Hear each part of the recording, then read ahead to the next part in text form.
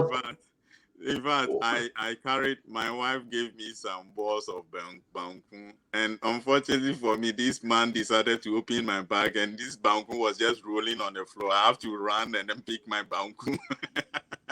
And this is one of the funniest part of my journey.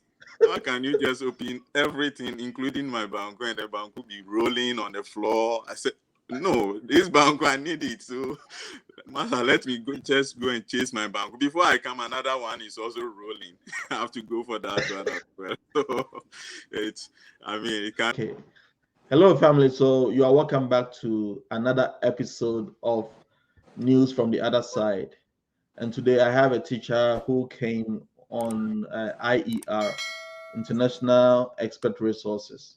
So they are also a program sponsor here in the US, and they bring teachers from all over the world into the US to teach.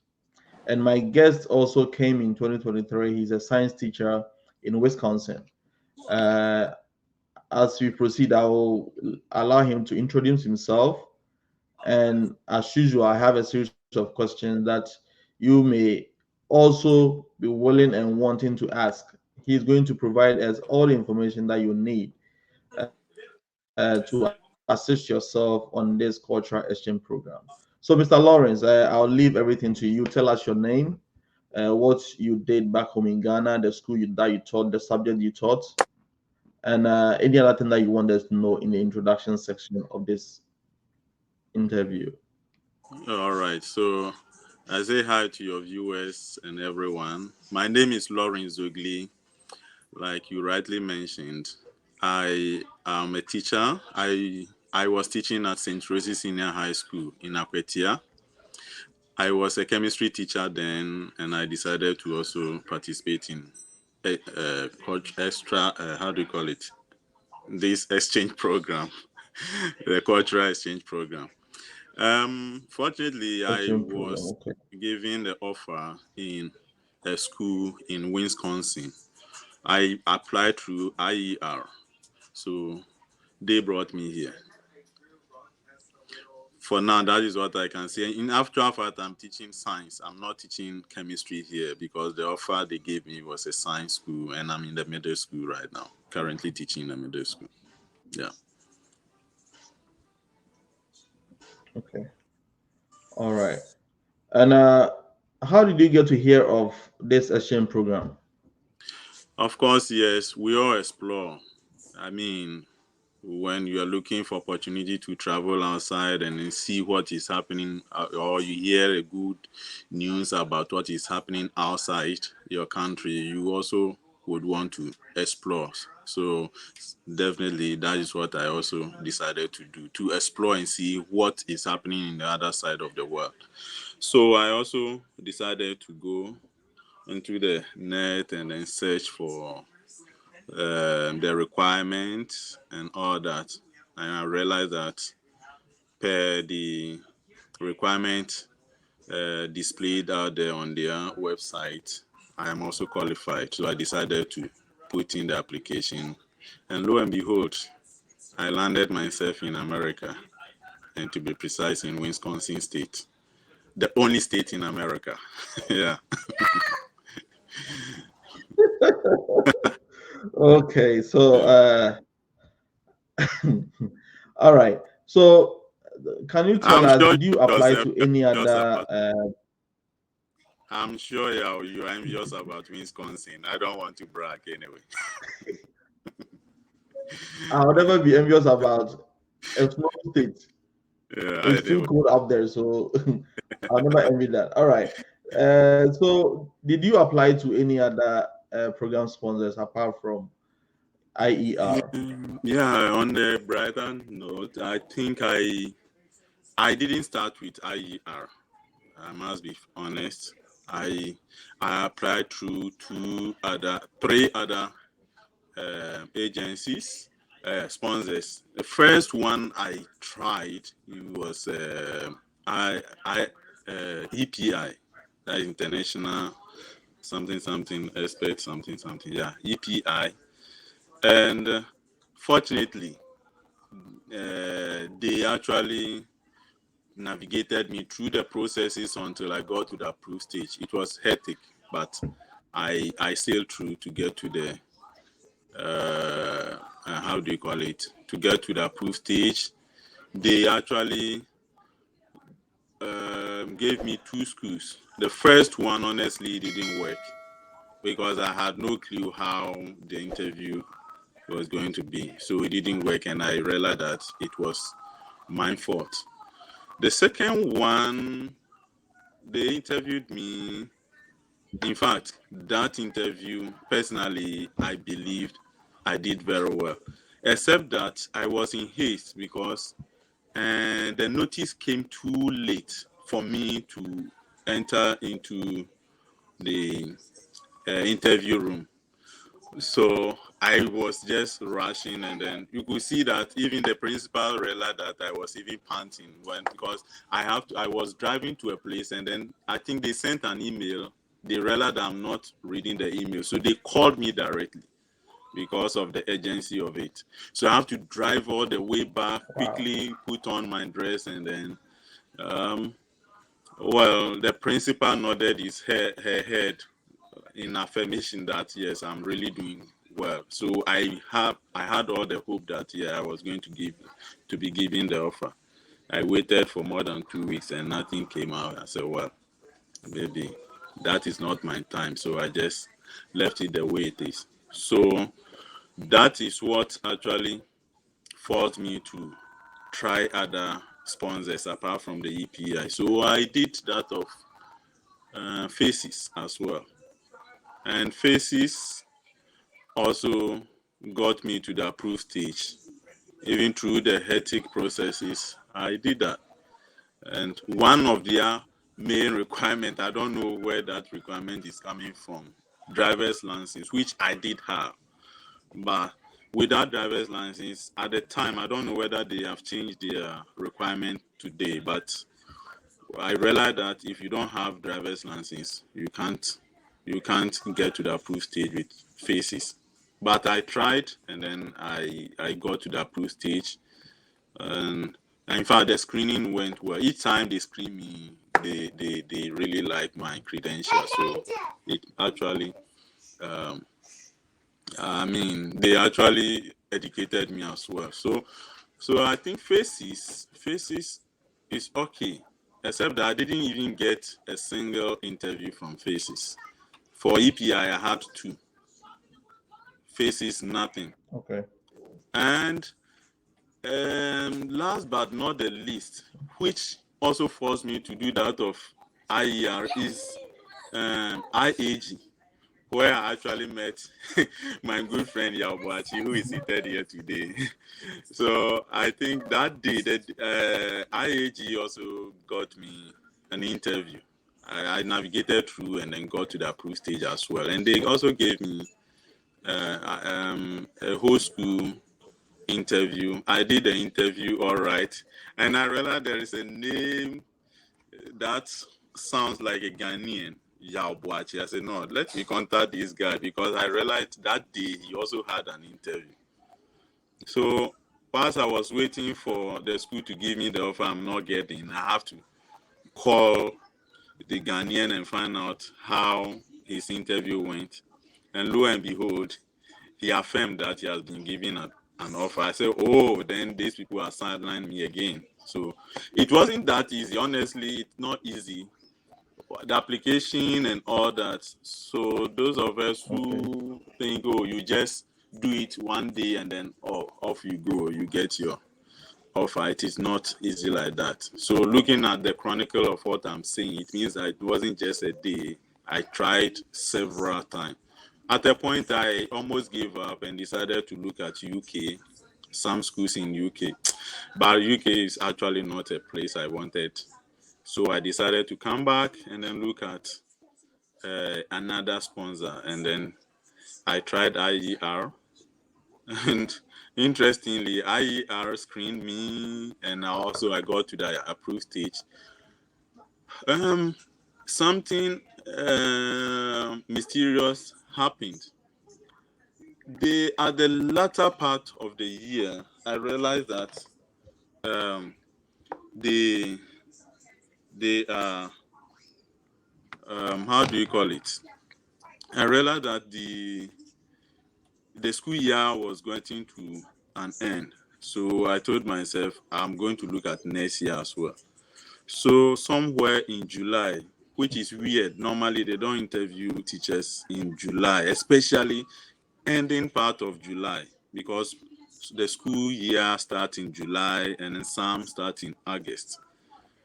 But they sent me an email that the school wanted to interview me. Looking at my credential, they want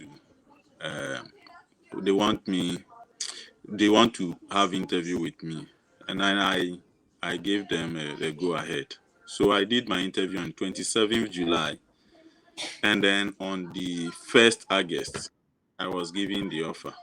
By looking at the urgency of the of my school situation, they actually fast tracked the whole thing. So my interview and then the time I got the visa was just 1 week. I had my interview on 27th July. So let's say the offer actually came on the 1st August, and then 8th August I went for my interview, and then the next day I was given my passport to travel. So that was mysterious. Yeah, that is how I Wow. can say.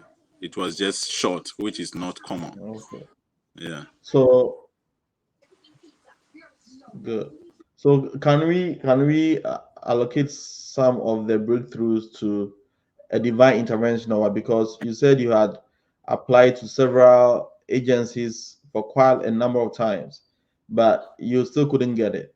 So if I'm someone who has been trying, because I have people in my Telegram group that said they have applied to several agencies for almost 2 years and they are not getting even a principal interview. So can we say that grace and divine intervention plays a part in it? Yeah, I am a Christian. Not everyone who is a Christian. So I am attributing that to divine intervention, because looking at the timing, I believe. But the game is a game of patience. If you don't have patience, please, and you are too desperate, forget about it. Because you'll be disappointed. The Okay. time you want the thing, you may not get it. So you just have to exercise patience and then wait on the Lord. The right time will definitely come. So yeah, I know some of us are desperate looking for offer to, I mean, move in. We just have to keep praying and then have exercise patience. Make sure you get all your documents right, and I think it will work out. Don't give up. Yeah. Okay. So about the documentation, can you tell us the number of documents or the type of requirements that IER requested of you? Is it the same as all the agencies, or was IER's requirement very peculiar? Yeah, I think almost all the sponsors have similar requirements, except that some of them have additional requirements. So if you have the requirement for one particular sponsor, you are good to go, because others will probably add extra, which will not be too difficult for you to get. And some you may not even need some information you gave to the earlier sponsors. For instance, EPI didn't, they were not too much stressing on the requirement of the driver's license, though they require that they would prefer you have it, but it is not something they prioritize. But faces prioritize those documents. Yeah. And then some of them will tell you we need 3 referees. Some will tell you we need 2. So if you have 3 referees, then it means that you are lucky you already have 2. So you don't need the 3. Some will even say they only need 1 referee. So depending on what the sponsors, but on the brighter note, almost all of them have similar uh, requirement. And the major one is the evaluation of your document, the credential evaluation. So once you have that document, I mean, you are okay to go. Okay. And is it okay to share with us the financial uh, requirements? How much did you spend on each of the processes that you went through with IER? Your credential evaluation, how much did it cost? Did you pay any other expenses apart No. from your air ticket? Yeah. IER with their processes. I mean, before you even be given the offer or you even be approved, there are some commitments you have to not to give out the money at once, but you have to sign some document that if you are giving the offer, this is what I mean, this is what they will take, and you have to agree before they will put you on the approved stage. At that stage, they will not take anything. So until you are giving the offer, so I think, in fact, I'm not ready. I don't have those figures immediately because I for money payment of money. Once I have it, I give it out. I don't even think about. Not to say I am rich, and I'm not poor either. Yeah. So once I am capable of paying, I just give the money so that I have my peace of mind. So I think there are some financial commitment when you get here. But even before you get here, these are some of the things that IER would take from you. Once you are given the offer, that you do the principal interview, you get the offer. When the school give you the offer, IER will tell you pay $200 before we give you the DS 2019, which is a critical document or one of the main documents for a J1 teacher. So once you pay the $200, that is what I did. I don't know So whether it they are means, going to do that. okay. Before you get your DS 2019, you pay $200. Then you sign the agreement. The parties will sign, I will sign, IER will sign, and my school will also sign. Then they issue the DS 2019, which would help you to do your visa processes. Yeah, and then once you are giving the So, mhm. DS 2019 and you are applying for your visa, you pay I think $180 for the visa fee, Service. and then either 180 or 185, I don't remember. So and then you also 185. pay, yeah, 185. okay, 185, and then you also pay service fee, which is for teachers is 220. $220. 20. Yeah, and then the plane ticket up to you. If you are rich, you get expensive one. If you are poor, you get your poor one, and if you are intermediate, you look at that one, that option as well. Yeah, I chose the most Mm, expensive one. okay. So I think comparatively, it means whenever we are applying to agencies, we should also consider the pros and cons of each of the sponsors, because as you said, IER charged $200 for the DS 2019, and I know for sure that some agencies charge no money for the DS 2019. Yes, I don't know yes. if that amount is specifically for DS 2019, but what I can say right here is it is best to spread out your wings to several agencies and apply to a number of them. So any of them that give you the opportunity or get you a principal interview, then if you're able to get two, then you can weigh the options here. If uh sponsor A is giving you free airline ticket, if sponsor B is giving you a loan of $2,000, you weigh the options and decide to go with whichever one you think You is are good. right. You are In absolutely in right in your because case, yeah, because when I look at so in your EPI case, you and didn't have. Mhm. when I look at EPI and Faces, they were not charging anything, and then they also help with the air ticket as well.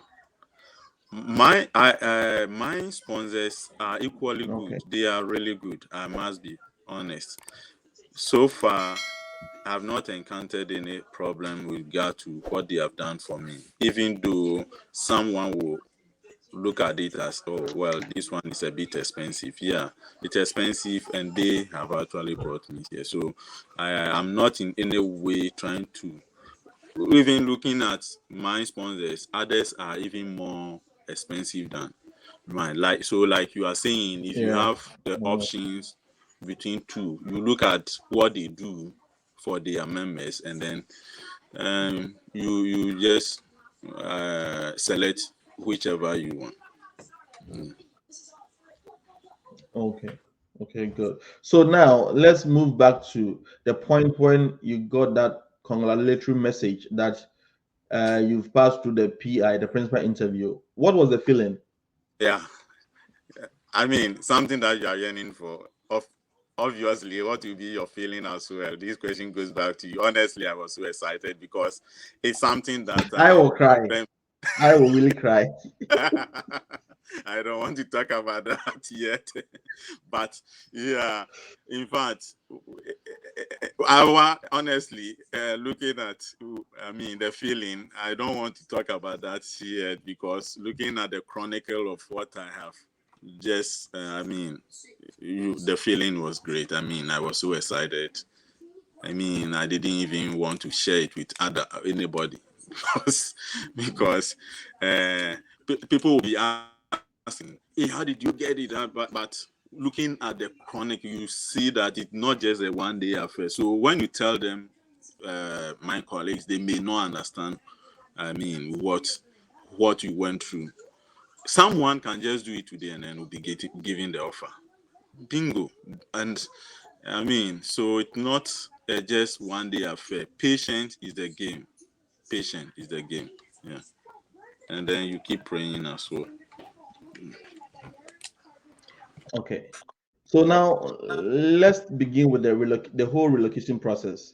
When did you go for your visa interview, and what happened at the consulate office at the embassy? What was the atmosphere? What kind of questions you were asked over there? Yeah, like I mentioned earlier, because of the unique nature of my case, I don't know. So I was given the offer on the 1st August, and when I booked for the interview, they gave me December, somewhere December.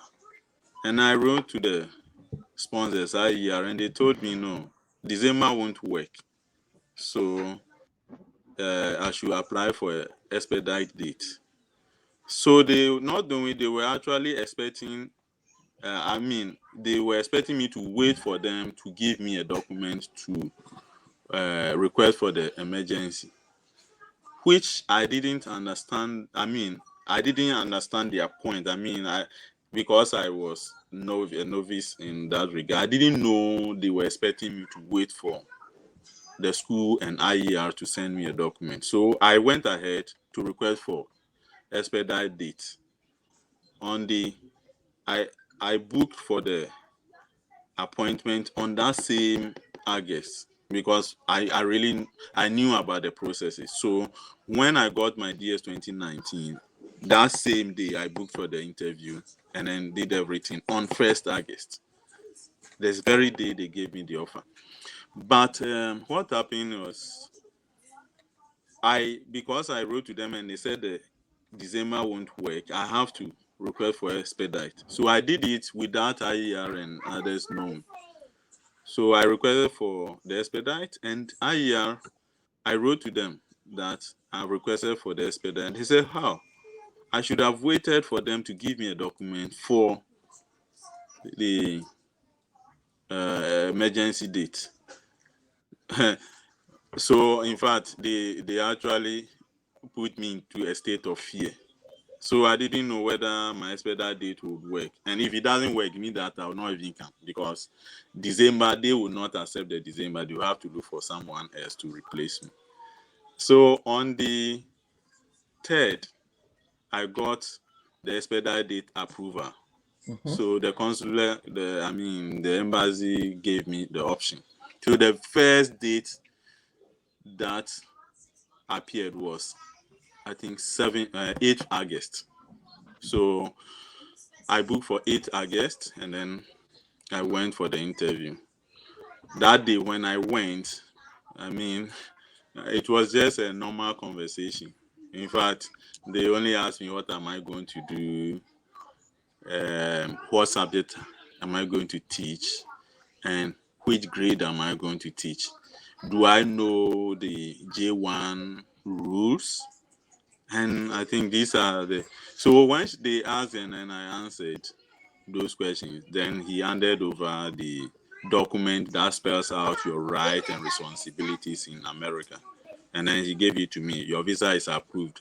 I said, oh, because in my case, in August, they don't normally interview J1 teachers. So I think just me, it was just me and another person who were J1 teachers in the interview room. The rest are more of F1, I mean, student visa. And the rate of refusal was just, abnormal to me. Almost everyone who goes is being denied. And I was also in the queue, in the line, waiting to go for mine, and almost everybody is being denied, so obviously you will also be a bit nervous at what is happening. Almost everybody is being, so I realized that one young guy who was also coming F1, he got the offer. So when he turned, he just did the sign of the cross. I said, hey, this guy got it. Yeah, then it's my turn. So I also went, and I was given the offer. So when I came out from the room, I went straight. I didn't want to look at anybody. So everybody was confused, because normally when you get refusal and you come out, people see from your face, this guy didn't get it. And I Mm-hmm. also don't want to show that whether I had it or not. So I went straight. I was just looking straight. So people were confused as to whether this guy had it or not. Well, like, the feeling was great. In my case, I didn't struggle to, get the visa approved. It was just a mere conversation between myself and the consular officer. Okay. So now you have the visa, and when did you leave Ghana to precise? I left Ghana When in, exactly did you leave the yeah, shores of Ghana? I had my visa approved on the 8th, and then so I have to book a plane ticket. That is why my plane ticket was a bit expensive, almost $2,500 or so. So Wow. I was looking, because my school wanted me to be here before 17th August. I got my approval on the 8th, and then I went for my visa on the 9th. So the next day I Wow. got my visa. So my visa was lying in my room, but here's the case: I don't have money for the plane tickets. I didn't anticipate it at that time, because the whole thing came so, within a pace of a short period of time. So I was looking, the cheapest date I had was 24. So I left Ghana on the 24th August, not the August they were. So I wrote to them that I can't come on the 17th August. So I had 24th, and they said okay. So we booked for the 24th, and then I landed here on the 25th August. Okay. Mhm. And were you asked any special questions at the port of entry when you got to? Where exactly was your port of entry I to the US? I came to St. Paul, Minneapolis. So Minnesota, that is the Minneapolis. state, Okay. the closest airport to my destination, my school is Minnesota. So I have to. When I asked my school, they asked me to book my flight to that place so that they come and Okay. then pick me up. So I came to Minnesota. They, I mean, I didn't struggle though, except that they have to scrutinize my luggage, open almost everything, wanted to know what I brought. This is, And what did you bring? huh? What did you bring? You want to know? This is one Yeah. of Oh, my my viewers actually want to expenses. know In what. fact, I carried. My wife gave me some balls of banku, and unfortunately for me, this man decided to open my bag, and this banku was just rolling on the floor. I have to run and then pick my banku, and this is one of the funniest part of my journey. How can you just open everything, including my banku, and the banku be rolling on the floor? I said, no, this banku, I need it. So, Master, let me just go and chase my banku. Before I come, another one is also rolling. I have to go for that one as well. So, it's, I mean, it kind of, so eventually he was asking, why didn't I bring jollof? I said, oh, I mean, it will get spoiled, so I decided Oh, not, but I can prepare some. And then the officer was asking, so between Ghana jollof and Nigeria jollof. So I was surprised he was asking me this question. You American, and how do you get to know about Ghana jollof and Nigeria jollof? Interestingly, it was left with myself and one old woman who was also coming from Nigeria. So I think wow. that is what resonated in his mind. He said, so between Ghana Jollof and Nigeria Jollof, which one? So the debate, it became a debate between myself and the woman and then the immigration officer. And he was just looking at us. Unfortunately for me, I was thinking after opening all this, they will even repackage it for me. He just handed me a tape, grab the tape, and then so I have to pack my banku well and then now tape myself. By which time my vice principal was actually waiting for me at the airport. So the moment I came, she drove me right to my apartment. They actually arranged for my accommodation, just that I came to make the payment over here. So I didn't also struggle for accommodation at all. Yeah. Okay. So, what was the feeling, your first touch on the US soil? Looking around, knowing that you have changed your geographical location, what was the feeling? American has a vast land where, I mean, I was surprised because they have America. When I was in Ghana, I heard that they have a population size of over 300 million. So I was expecting, I mean, them not to have extra land where people, I mean, they have vast land. Sometimes you travel long and you see arable land. Some, I mean, uh woods along the street. I say, oh, these people can still even have more than half a twice this population, and they will still have more land here. Uh, because I was just comparing it to my small country, Ghana, looking at how Ghana is and our landmark and the resources we have in terms of land. These people have a lot. In fact, they have a lot here, and they have Okay. nice places as well. When we're coming along the road, when I was just my principal was just talking to me, and I was just I was wowed by the environment. So I was just looking at it. I'm not paying attention to what she's saying. Yeah.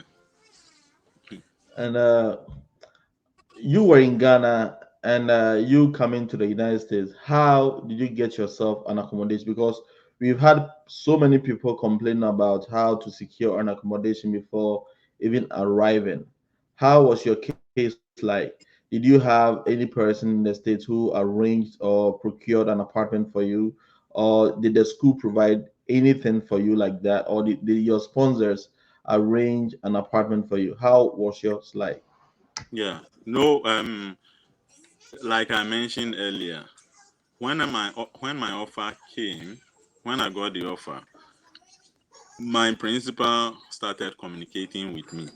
So I didn't even mention about accommodation. So in one of the email, she told me she has gotten they got me an accommodation, and they mentioned the amount, which I don't want to disclose mine.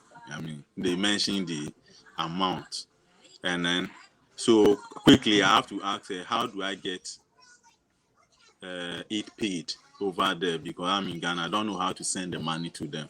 And they said I shouldn't worry. I should get the money ready. The apartment, they have secured it for me. So when I come, they will, I mean, they will tell the landlord, and then I'll just pay.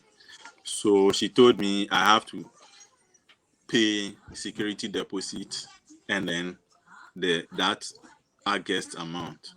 So I paid when I came. Lo and behold, and they provided some few, I mean, they donated some few items for me, which is unusual. So, like what I'm saying, it is not everywhere that you get this. I was fortunate. My school, they did really well. They donated some items that will make me stay for at least a week or two to get myself some other stuff. So when I came, I didn't struggle like others. I know others, you have to come and then get. Sometimes you even struggle getting someone to get an apartment for you here. I was lucky. My principal and the vice, they did all that for me. So when I came, I just paid and then I settled in. Yeah. Okay. So this is the small advice I think I may give out right now. If you have gotten yourself a school, a job offer, and all that, make sure you communicate with either the principal or any other teacher that you may get yourself in contact with. Ask them about accommodation. Is it possible to get a room? Is it possible to get a colleague teacher who he or she may share the apartment with you? It is very difficult to get someone vouching for you here in the US that they're going to use their credit line to get you an apartment. It doesn't happen that way. Even during my time, people from my sponsor agencies weren't willing to do that for us.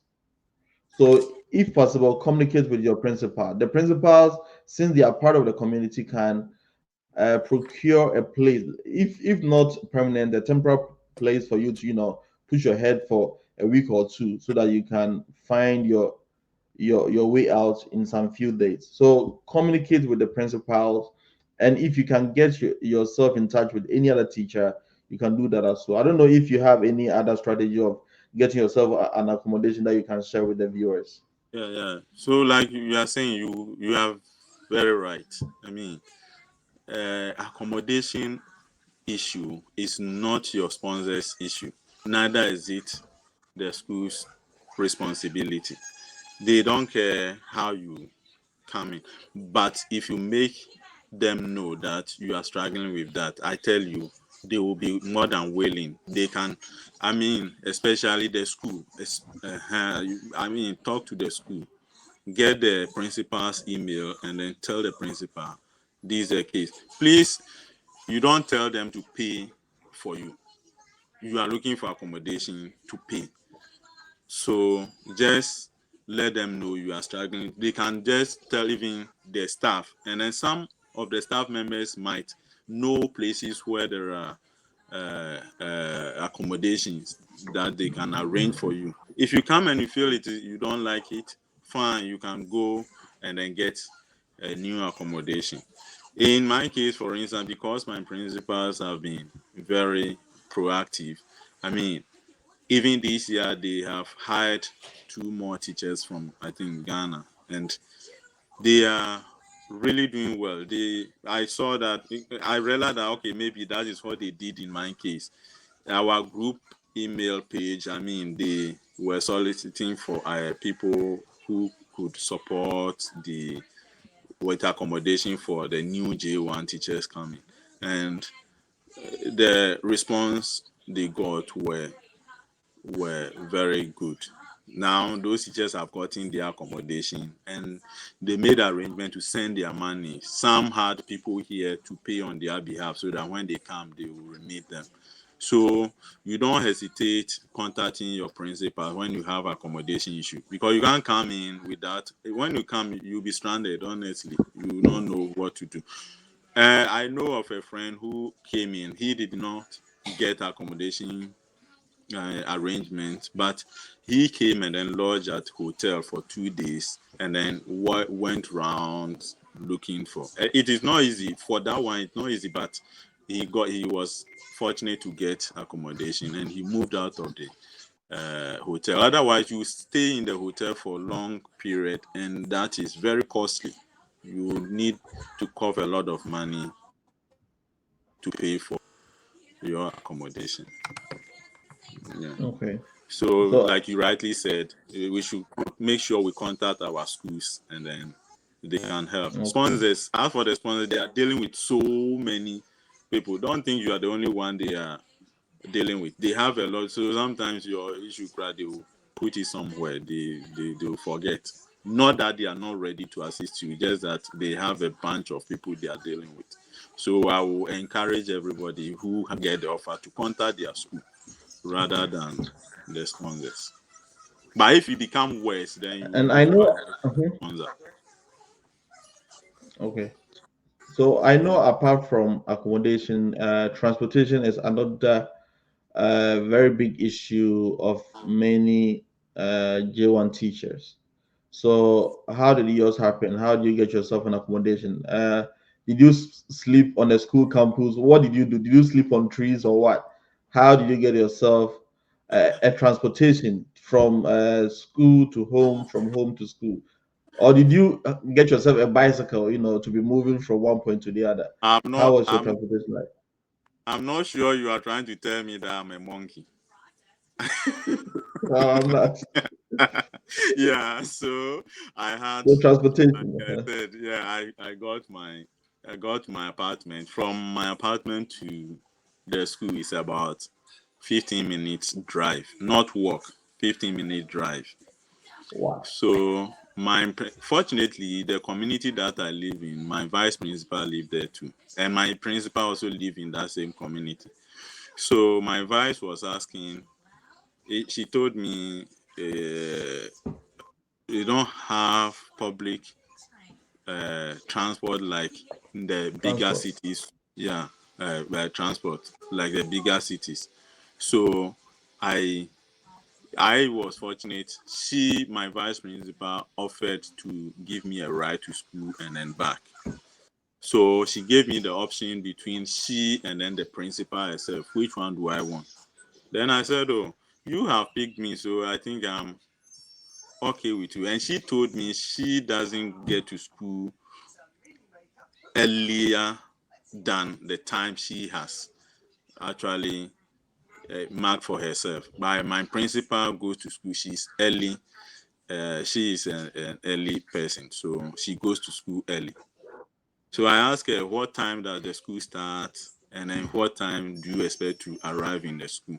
So she told me the school start at 8, and she get to school by 8:30, meaning that my principal even get to school as early as 6:40 or 7 o'clock. So I decided to go for my vice principal because like I said, she picked me, so I am comfortable with her. So she has been giving me ride to school, to and fro. So Okay. when I close from school, I normally struggle to get back home because she has extra other responsibilities. So I have to wait until she's done to bring me. And I must be frank with you, they have been very, very helpful. Eventually, I got one friend of mine in the school who decided to also bring me back. So my principal takes me to the school, and then the other friend of mine, who is also a teacher, brings me back home for almost 6, 7 months until I got my own ride. I was relying on them for transportation. Yeah, and Okay. yeah. So that is what I can say for. All right. So about transportation, the little bit I can tell is you should always prepare in advance. I think that's the reason why most of the agencies let you get yourself a budget. You prepare for your accommodation, you prepare for your transportation, because these two are the most expensive things that you may incur on your expenses. So prepare for a car. Basically, from 3,000 to 4,000 can get you a used car, and a used car is not like the rickety car that you have in your home country. I live in Kumasi, and I say rickety car, I mean rickety car, a car which has some part worn out and rusted and all that. That's not what I mean. A used car, you can get a very used car that can serve you for the whole 5 years of your stay. So 3,000 to 4,000, you can get yourself a nice sedan that you can transport yourself from school to home, from home to the shopping center, and all that. And if you are thinking about how to get yourself a car, I know people who, uh, right from the onset, went to a dealership to get a brand new car. That is your decision. But if you want a used car, as I'm saying right now, you can go to Facebook Market, and you can look up some cars over there, provided you know the nitty-gritties of how a good car is. You can just inspect all the cars before you make payment, and if possible, go with someone for security and safety purpose sake. Just go with someone, inspect the car. If you think you're okay with it, then you make payment. So that's how you can get yourself a car. Budget like 3,000 to $4,000. If you don't have the money, as he is saying, he was transported by the two principals, either the assistant or the main principal, to and from all the day, all the 7 months that he stayed. So that is another option. In my case, my sponsors told me to choose between these three options. I sometimes laugh over it. Either I buy myself a car, or there is an unreliable bus service over here that I can wait on that bus to transport me to my school all the time. Or the last option is to get myself a bicycle. So these were the three options, I and bet I this. intentionally go. I want. Let me cut you short. Bicycle is a no-go area in this my state. You will die. Honestly, the cold over here it's not even a motorbike, please. So it depends on the state. So you are fortunate you can even ride bicycle to school. So I intentionally googled the destination of, or the address of my school, and my home's address, and me trying to opt for the busing system, it would take me 1 hour 52 minutes for a 12 minutes ride to school. Then I said, there's no way I'm going to resort to the busing system. So fortunately for me, my roommate had a car, and he taught in the same school. So he commuted me from the house to the school all the time until I got myself some money to buy myself my own car. So that was it with the transportation. Okay. So the next question is, when did you start your job actually? Was school in session before you started, or you started with a school right from the day one on the school calendar? Technically, I must say the school started before I came, but um, in this country, the way they resume their school is not like the way we do ours in Ghana. Where the moment they say go, we are coming with the students. Here it's not like that. The teachers begin the preparatory work before the student comes in. So when I was in Ghana, they were saying I should come before 17th. They actually meant it means that my job actually starts from 17th. But when I came, even I came somewhere on 24th, 25th. So when I went to school, I was expecting students to be there. No, there was nothing like that. They were still preparing. I think they were preparing. They were doing what is called a preparation 2 weeks before the student came. So it means that I missed the times that meetings have to start go on. Some meetings go on. You have to go to your classroom, make sure you get your classroom prepared, finished. I mean, make all the preparatory work before student come in. So I was late because my offer started from 17th. I'm supposed to be here 17th. I landed here on the 25th. It means that I am late. I didn't come on time. Okay. And now tell us your first time experience in the US classroom. What was the cultural shock? What amazed you so much? And what depressed you so much? This question, do you want me to answer? Yeah, You have to answer. for your viewers to know how I look like, I, I am not trying to discourage you. America is a nice place. It's a nice place to be, and the experience is so nice.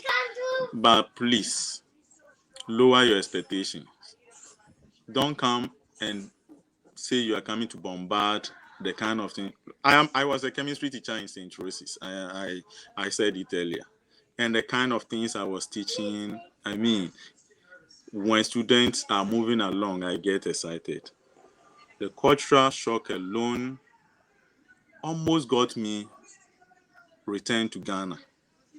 I felt like crying, honestly.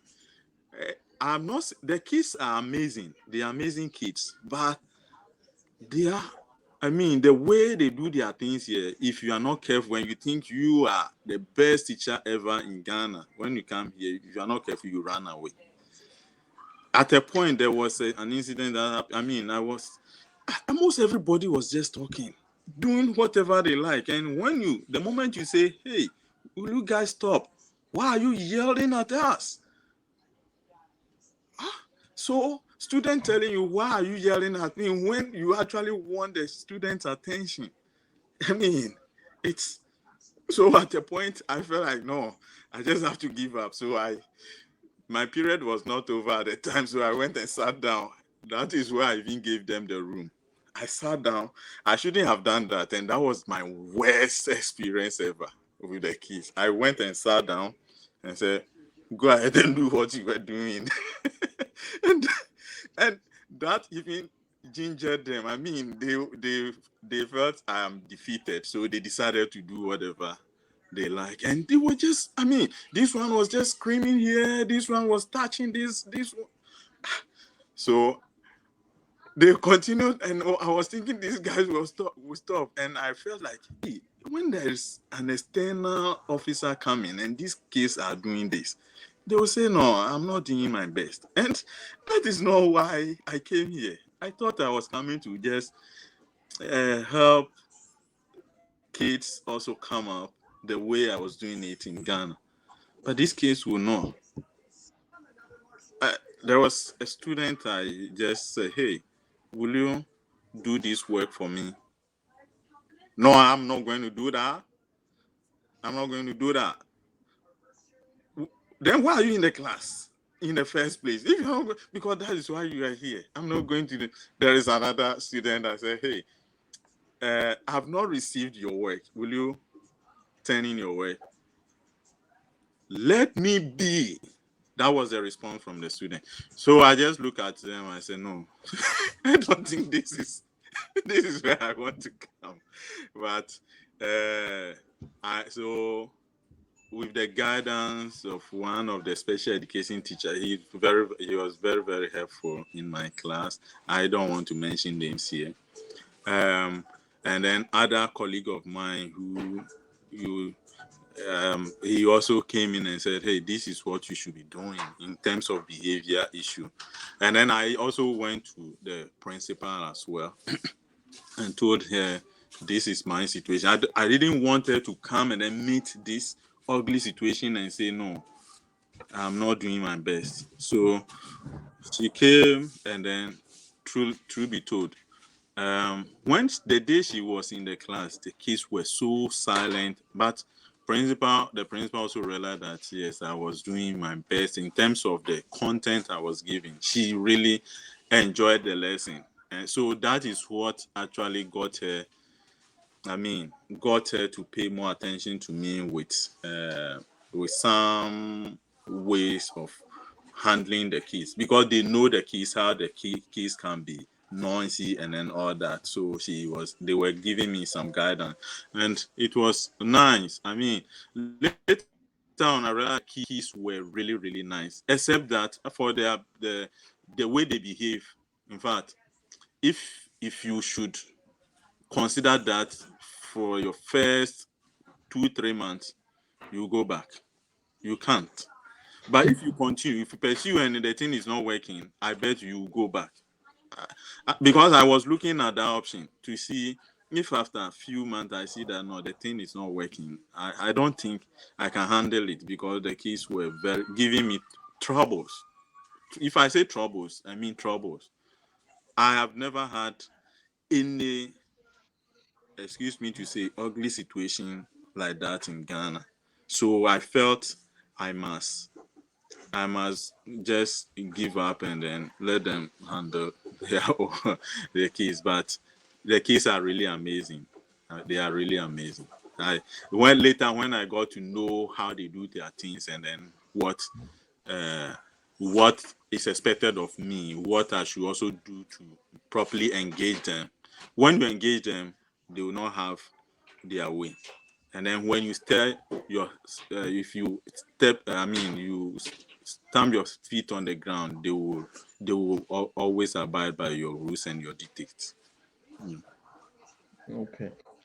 All right. So, considering what you saw in the American classroom, be it technology, be it curriculum, be it how the educational system in general is like, what is so unique about the US educational system or the US classroom? What is so unique comparing to Yeah. what you had or you previously experienced in Ghana? I would say it is wow. It is wow. And they have all you need to understand concept you are teaching. Every material resources you need to get a concept taught, they have it. In fact, they have more than expected. As I speak with you today, even last time they asked me to draw a budget for my next school year items. I was just saying, but my room is even already full, and you expect me to bring in more. I mean, they have everything. When it comes to projector, I mean, okay, so 2 set of projectors, the overhead, and then the one. I mean, there is the other one. I've forgotten the name. They also have the touch screen, Smart board. smart board, yeah, the smart board, and then all that. So I mean, they lack nothing, but they still feel they still lack certain things. So at a point they asked me to write an article about my experience, and in fact I wrote that American kids, they have all it takes to learn. They have all the things. The sad part is that some of them really don't understand why they should be in the classroom in the first place. Some were frank. They told me that they don't want to come to school. It's their parents who are forcing them to come. So, in somebody with this at the back of the mind, you obviously clearly you know that he's not there to learn. He's just there to foment trouble. I have kids that, for them, their aim is to come and then create trouble, and then time up, they go back home. Sometimes they tell you, Mr. Z, so am I good today? I said, no, you are not good. Okay, I'll be good tomorrow. So it means that some of them know what they are doing. It's intentional. When I got to know them and they felt that, oh, they are actually giving me tough time, they just come. Oh, have I been good today? Oh, yeah, today you are good. When we say, yeah, today you are good, then you go, yeah, Mr. Z says, today I'm good. So it's a deliberate thing. I mean, they have conscientized their mind that no, today I have to foment trouble and come back and sleep. That is all they want. They get free food, breakfast, lunch. Somebody will come without a book. He will come and tell you, he says, "Hey, I need a paper to write on. I mean, pencil." You give them the pencil, they throw it away. I said, this culture, I mean, this is a clear culture shock. In Ghana, you even use one pen for the whole, sometimes if it doesn't get finished, the whole academic year, you can use it. Here, there. So sometimes I have to go and then borrow pencils from the office for them. They have it. They have it. And for that one, they have Okay. all the resources to make them learn. The sad part is that the people themselves have not conscientized their mind for the teaching. Okay. All right. So we are coming to the most important part. What are some of the financial benefits that could or can motivate an African teacher to come on this trip? How much are you taking? I know almost all the school districts publish their salary scale on their website. So, what is the basic minimum or the minimum that The minimum, yeah, uh, a teacher takes in your district? yeah. So you can Google it and see Wisconsin teacher stipend. Uh, Okay. I would say that well, for those of us coming from Ghana, we would be okay with that.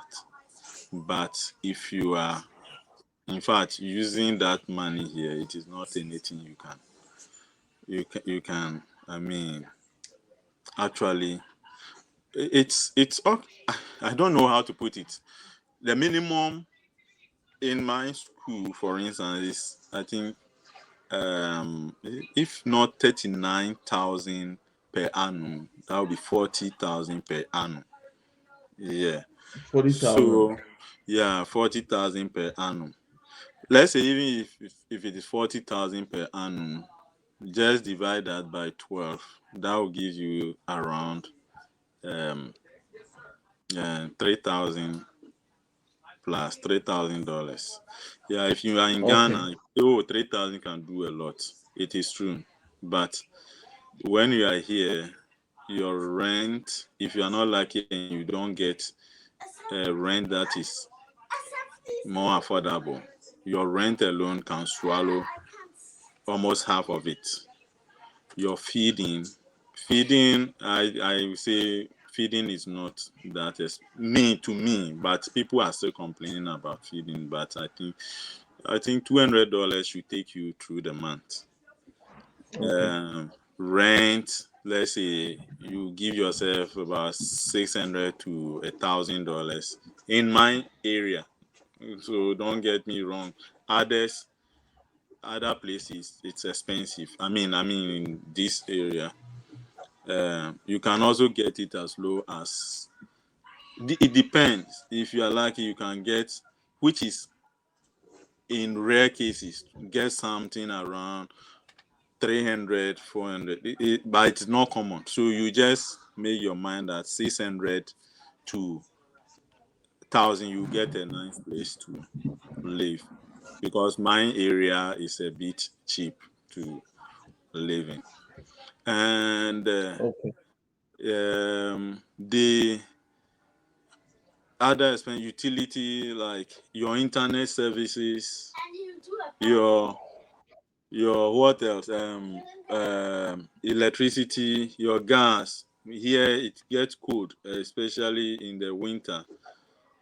Your heater have to be on 24/7. Otherwise, you will die. Yeah. So all these ones come to play. You can see that what will be left is just a peanut. You take 3,000, they take about 1,000 cedis for rent. Um, uh, So I'm just looking at the apex. I'm not looking at the minimum, because if you are not lucky to get the minimum, then it means that you did not do your budget well. So Okay. at the end of the day, all these things will swallow your money. You are going to end up with somewhere uh, less than $1,000, and obviously your family back home will also expect something from you. So looking at the thousand, let's say 1,000 is left. How much are you going to give me? You buy gas, you pay your car, Insurance. insurance, and all that. At the end of the day, honestly, so sometimes some people get the offer, they look at it and say, no, if this is the offer, I won't. I know a guy in Kenya who was given an offer. She rejected it because it was, he termed it as misalignment with his budget. So it will not. Good. Me an email that he has gotten So, an offer at Baltimore, that is Maryland, and that offer is good. He mentioned about 70, wow. something thousand, 70,000 per annum. Yeah.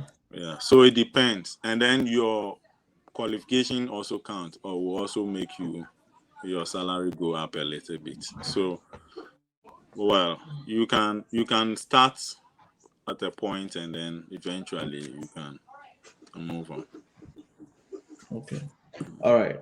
So what I can say about the monetary benefit is this place is a decentralized place where every district pay their own salary, and salaries are influenced by the number of companies that is in the district or the number of IGF that comes to the district. So they have pegged themselves a basic or a minimum salary that a person with zero experience would take. In South Carolina, I think the zero experience is 41,760, 41,760. So after that, they are going to evaluate your teaching experience, and it can also affect the amount that you're going to take. And the number of years you spent in a district can also get you some bonuses and all of that. So, notwithstanding, if you hear any district paying so much money to their teachers, if you hear or if you discover any district paying so much money to their teachers, hello, Lawrence,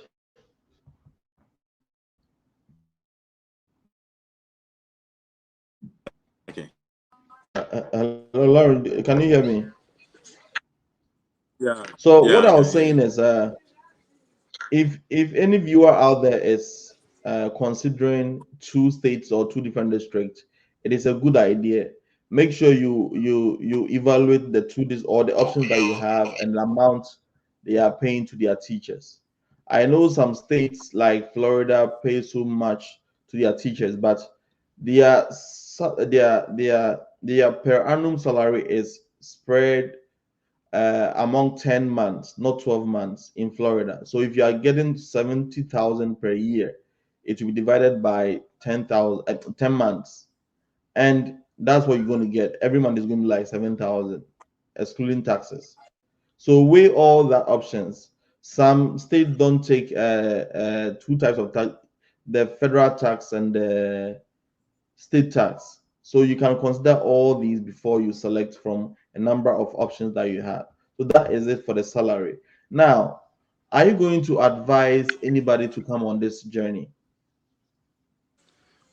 I would 100% say everybody should try it. Yes, I am not looking at the monetary part alone, but Mhm. it's also, you know, our system. I would always, with somebody, you become adventurous. Try other.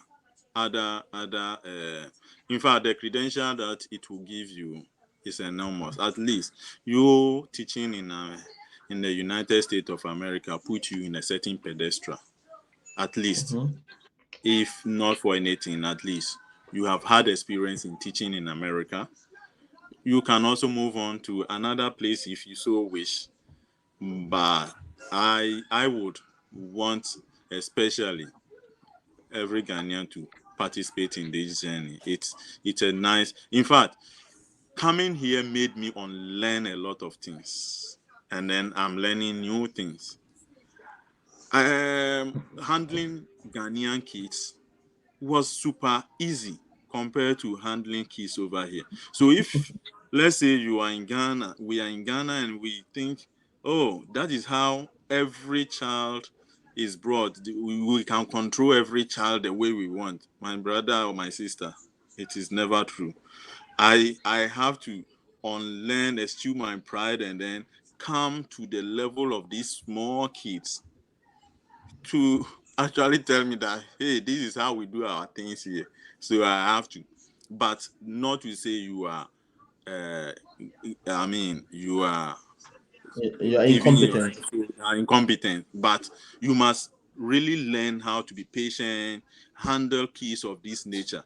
I think when I go back to teaching Ghana, honestly, the narrative will change. The way I sometimes handle my kids with iron hands, I don't cane my kids anyway, but the way I handle them with iron hands, no. These kids have actually taught me how to be patient handling kids, honestly. Yeah, they tell you, hey, you can't yell at me. How dare you tell your teacher you can't yell at me? But here we are, you can't do anything. Yes, that is what she feels. You are yelling at her or him. So we just have to embark on this journey, learn a little, learn other culture, learn how they do their things, go back, and then also add. I'm not in any way also saying that our culture is bad. Our culture is very good. I mean, our kids are super good in terms of manners. Here, you would think they don't have manners, but that is how they don't have good manners. But that is how They they were do brought their up. things. And people here understand them. And I've also come to understand them. I remember there was we were in the assembly, and I mean dignitaries were there, and they were giving award to students. They mentioned the students. She came and then just grabbed the thing with the left hand, and then I mean as if he just grabbed the thing, then she's going. That I was just sitting down, so I tapped one of my colleagues and said, in Ghana, my head mistress will never give it to you. You are disrespecting me. And I said, why? Why is it so? I said, no, you can't use your left hand and then grab something from a, such an important person like a principal, the school, I mean, directors. I mean, you can't do that in Ghana. You know, even my kids, if I'm giving them food, maybe I have a candy and I'm handing it over to my kid, and she uses the left hand. I won't give it to her. I will say, hey, until you bring your left. I won't even say it before. The moment I put my hand, my child knows that you have to bring your right hand to grab the thing. So Okay.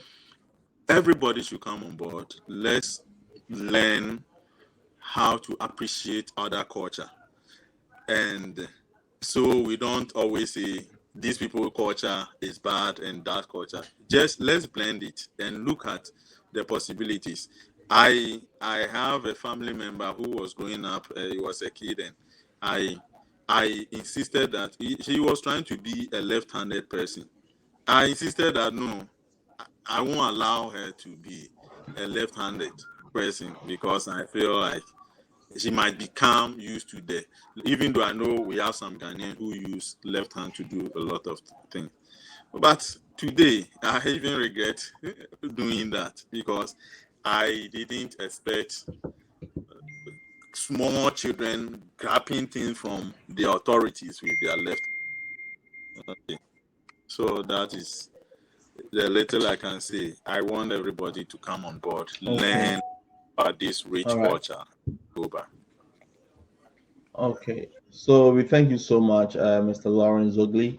Uh, if you are a viewer and you haven't subscribed to the YouTube channel, I think I plan to bring most of the sponsors, teachers, either from Faces. I've interviewed Faces. I've interviewed someone from EPI, and Mr. Lawrence is from IER. And I am bringing a Nigerian, my Nigerian fellow. I'm going to bring a Nigerian to you on my screens. She also came with IAG, and I have someone on RVP. I have a lot of people on different sponsored agencies. So stay tuned. If you haven't subscribed, subscribe. Click on the notification bell and drop any comment that you want us to, answer. And see you next time. Thank you, Mr. Lawrence You Ogui, for the for the wonderful time opportunity. and information you shared with us. Bye bye. Thank you. Why opportunity? Ah. Opportunity, man. Opportunity. Oh, yeah, Samasa.